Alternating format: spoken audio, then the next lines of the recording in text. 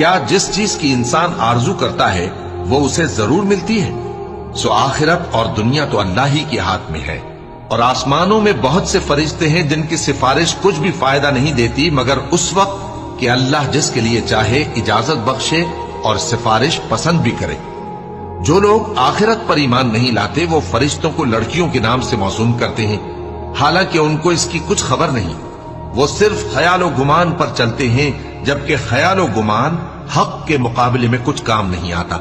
تو جو ہماری یاد سے روگردانی کرے اور صرف دنیا ہی کی زندگی کا خواہاں ہو، اس سے تم بھی منہ پھیر لو۔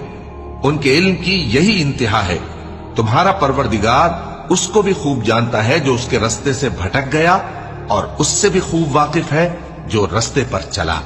اور جو کچھ آسمانوں میں ہے اور جو کچھ زمین میں ہے سب اللہ ہی کا ہے، اور اس نے خلقت کو اس لیے پیدا کیا ہے کہ جن لوگوں نے برے کام